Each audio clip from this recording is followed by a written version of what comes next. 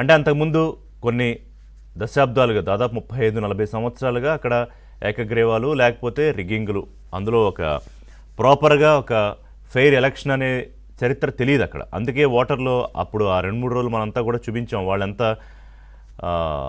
ఫ్రీడమ్తో feel అయ్యి ఆ voting ఆ పోలింగ్ దాంట్లో పార్టిసిపేట్ చేశారని.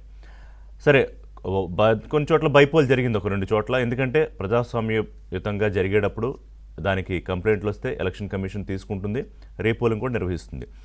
దానికి అటువంటి వాతావరణాన్ని కల్పించడానికి ఉన్న ప్రభుత్వం ఇంపార్టెంట్. అంటే కూటమి ప్రభుత్వం ఆ విధంగా చెయ్యాలనుకుంది. గతంలో అనేక చోట్ల జగన్మోహన్ రెడ్డి అధికారంలో ఉన్నప్పుడు ఏకగ్రీవాలు 80% ఏకగ్రీవాలు ఎలా జరుగుతాయి? ప్రలోభాలు ఇస్తే జరుగుతాయి, భయపెడితే జరుగుతాయి, లేకపోతే ఇంకేమన్నా బెదిరిస్తే జరుగుతాయి, లేదా కిడ్నాపులు చేస్తే జరుగుతాయి. నామినేషన్లకు వేయనివ్వకుండా ఆ పేపర్లు చింపేసి లేకపోతే కత్తులతో బెదిరించిన సందర్భాలు గతంలో మనం చూసాం. సో మారుతున్న పరిస్థితికి ప్రజలు కూడా ఆ రకమైన వ్యవహారం కోరుకోవట్ల. ఇప్పుడు పెరుగుతున్న ఆలోచనలు లేకపోతే యూత్ తాలూకా దృక్పథం ఇవన్నీ కూడా, అది పులివెందులైనా ఇంకో చోటైనా ఎల్లకాలం ఒకే నాయకులో లేకపోతే ఒకే ఫ్యాక్షన్ థియరీయో వర్కౌట్ కాదు. ఈ విషయం జగన్మోహన్ రెడ్డికి అర్థమవుతోందా, అర్థం కావట్లేదా? ఇప్పుడు పులివెందుల విషయంలో కేంద్ర బలగాలతో ఈ ఎన్నికను క్యాన్సిల్ చేసి మళ్ళీ ఎన్నిక జరపాలని ఆయన అప్పటి నుంచి డిమాండ్. ఎన్నికల్లో ఓడిపోయినప్పుడు 11 సీట్లకే ప్రజలు పరిమితం చేసినప్పుడు ఆయన దాంట్లో ఇప్పటికీ కూడా ఏదో జరిగిపోయిందా, ఎన్నికల్లో ఈవీఎంలకు గందరగోళం జరిగిపోయిందో లేకపోతే ఇంకోటో అనే తప్ప ఆ 5 ఏళ్ళు ప్రజలు మీరు చేసిన పనుల్ని మెచ్చుకోలేదు. అప్పుడేమీ చెప్పడానికి అవకాశం లేక భయంతో బిక్కుబిక్కుమంటూ ఉన్నారు. ఒక అవకాశం వచ్చింది ఎలక్షన్ రూపంలో, అప్పుడు వాళ్ళ రిజల్ట్ తీర్పు రూపంలో ఇచ్చారు అనేది ఆయన ఒప్పుకోవట్లేదు. సో ఇప్పుడు తెలుగుదేశం పార్టీ నాయకులు మారెడ్డి రవీంద్రనాథ్ రెడ్డి, బీటెక్ రవి అంటాం కదా, ఆయన నిన్న మాట్లాడారు. ఓకే, కేంద్ర బలగాలతో ఎన్నికలు కావాలని మీరు డిమాండ్ చేస్తున్నారు కదా, వీఆర్ ఆల్సో రెడీ. ఓ పని చేయండి, మీరు పులివెందుల ఎమ్మెల్యేకి రాజీనామా చేసేయండి. ఎందుకంటే మీకు నమ్మకం లేదు కదా, అప్పుడు ఏదో ఈవీఎంలు వ్యవహారం అన్నారు కదా. సో మీకు పులివెందులకి రాజీనామా చేయండి, జడ్పీటీసీకి మా వాళ్ళు కూడా రాజీనామా చేసేస్తారు. పులివెందుల అలాగే ఒంటిమిట్ట రెండిటికి బై ఎలక్షన్కి వెళ్దాం. అది ఫెయిర్ ఛాలెంజ్ అది. సో దట్ అప్పుడేంటి, మళ్ళీ ప్రజాస్వామ్యయుతంగా ఎన్నిక జరుగుతుంది కాబట్టి ఏం జరుగుతుందో చూద్దాం. పులివెందుల ఎమ్మెల్యే ఏం జరుగుతుంది ఇక్కడ. నాకు ఆయన మాటల్లో పెద్దగా అహంకారం కనిపించలేదు. అంటే గతంలో వైసీపీ అధికారంలో ఉన్నప్పుడు ఏంటంటే వైనాట్ 175లో కుప్పం కూడా మేము కొట్టేస్తాం, చంద్రబాబు పని అయిపోయిందని చెప్పినప్పుడు స్పష్టంగా ఒక యాటిట్యూడ్, అహంకారం కనిపించింది ఆ మాటల్లో. కానీ నిన్న ఏంటంటే మీరే జరిగిన ఎలక్షన్ కరెక్ట్ కాదంటున్నారు, మళ్ళీ ఎలక్షన్ జరగాలంటున్నారు, కేంద్ర బలగాలు కావాలంటున్నారు. సరే, ఏదో రిక్వెస్ట్ చేసి తెచ్చుకుందాం, ఆ కేంద్ర బలగాలతోనే ఎన్నికకి వెళ్దాం, ఇటు పులివెందుల బై ఎలక్షన్ కూడా చేద్దాం మీరు రాజీనామా చేస్తే అని.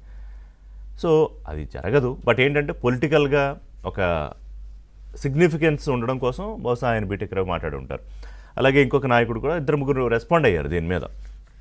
అంటే ఇక్కడ పాయింట్ ఏంటంటే, పులివెందుల అనేది మా అడ్డ, మా గెడ్డ, మీరు దీని మీద ఎట్లాగా అసలు మీరు వస్తారు, పోటీ ఏంటి, అసలు ఎన్నికలు ఏంటి, జనాలు ఎలా వచ్చి ఓట్లేస్తారు, రిగ్గింగ్ జరిగిపోయింది ఇక్కడ అంతా అన్నారు.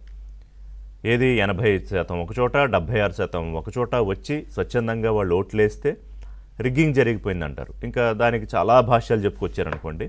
కానీ ప్రజలన్నీ గమనిస్తున్నారు కదా ఎక్కడేం జరిగిందనేది.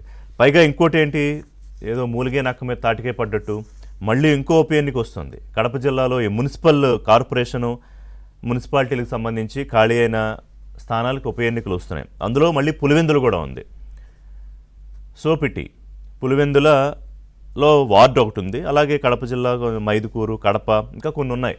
సో మరి అక్కడ మళ్ళీ ఎన్నిక జరిగితే ఏం రిజల్ట్ వస్తుంది? ప్రజలు మొన్నే కదా తీర్పిచ్చారు, తప్పదు, అది కూడా ఫేస్ చేయాలి. మరి పనిలో పనిగా ఈ ఛాలెంజ్ తీసుకుని ఆ కార్పొరేషను లేకపోతే మళ్ళీ జడ్పీటీసీ బై ఎలక్షను, ఇంకోసారి ఎమ్మెల్యే ఎలక్షన్ కూడా చేసేద్దాం అనుకుంటారు. ఎందుకంటే మడమ తిప్పరు కాబట్టి జగన్మోహన్ రెడ్డి గతంలో కూడా అనేకసార్లు రాజీనామాలు చేయించారు కాబట్టి మరి ఆ రకమైన నిర్ణయాన్ని తీసుకుంటారు.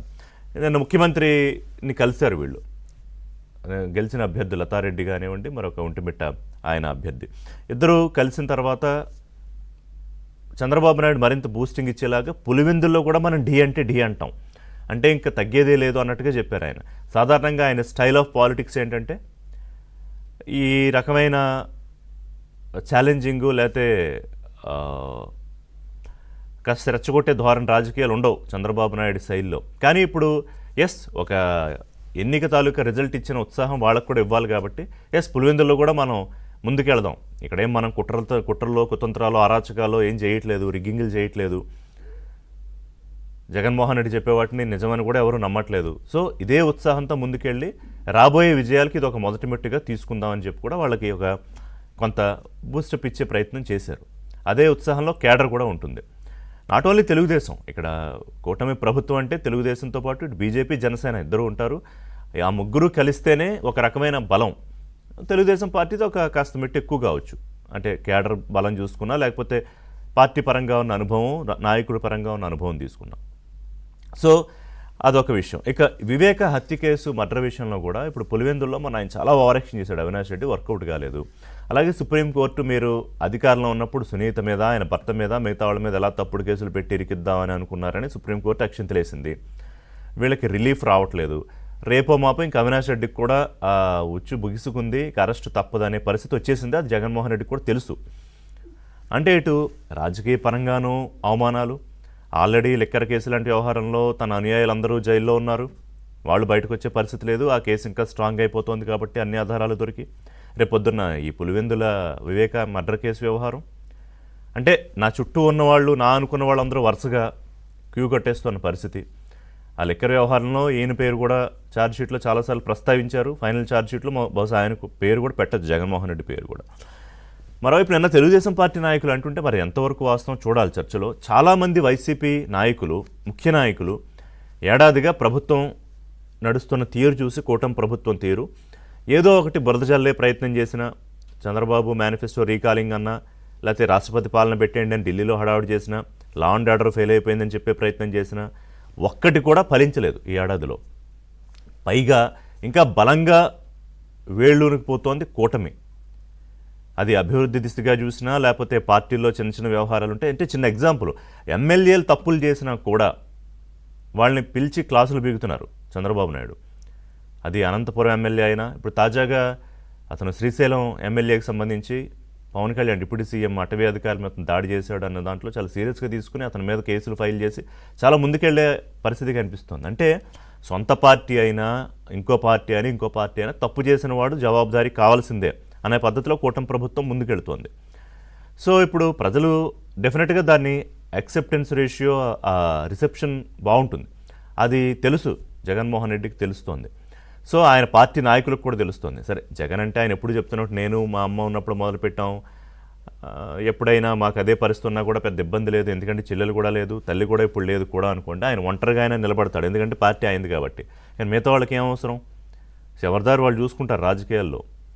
మరి అలా చూసుకుంటున్నారని చెప్పి తెలుగుదేశం వైపు, జనసేన వైపు, బీజేపీ వైపు చూస్తున్నారని కూటమి పార్టీలు ఇంకా గేట్లు తెరవలేదని అంటున్నారు.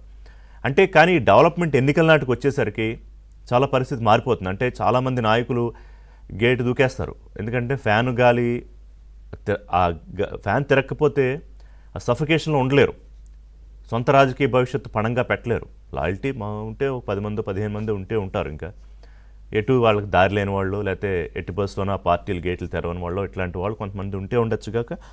కానీ మొత్తం మీద ఏంటంటే పరిస్థితి అర్థమవుతోంది. ఇంక మరోవైపు కేసుల భయం ఆ పక్కన ఉంది. ఇప్పుడు ఉపరాష్ట్రపతి ఎన్నిక సంబంధించి ఎగ్జాంపుల్ అదే. అంటే గతంలో అసలు వాళ్ళు అడక్కముందే మేము ఇచ్చేస్తాం సపోర్ట్ అన్నారు. ఇప్పుడు అడుగుతారు, అడిగిన వెంటనే కూడా ఓకే చెప్పేశారు. ఆల్రెడీ రాజ్నాథ్ సింగ్ మాట్లాడారు. అంటే ఏ పక్షంలోనూ ఆయన పార్టీ ఉండదు, అటు అధికార పక్షంలో ఉండదు, విపక్షంలోనూ ఉండదు, కానీ ఎవరి కోసం పనిచేస్తారని తెలుసు. సో ఇవన్నీ చుట్టుముట్టి మొత్తం మీద ఏం జరగబోతోంది, పులివెందుల సవాల్ని ఈసారి టీడీపీ నాయకులు గట్టిగానే తీసుకున్నారు. ఫ్యాన్ తిరక్క ఇబ్బంది పడుతున్న ఈ పక్కన ఈ నాయకులు, ఇదంతా మాట్లాడదాం ఒక బ్రేక్ తర్వాత. నిజంగానే కేంద్ర బలగాలతో ఎన్నిక చేస్తామని వీళ్ళు ఇచ్చిన ఛాలెంజ్ని వాళ్ళు స్వీకరిస్తారా? ఎందుకు రేపు మళ్ళీ ఇంకో ఎలక్షన్ ఉంది కాబట్టి, మున్సిపల్ ఎలక్షను, అక్కడ ఏం చేయబోతున్నారు, దానికి ఇప్పటి నుంచే ఒక స్కెచ్ రెడీ చేసుకుంటారు. ఎందుకంటే మాట్లాడడానికి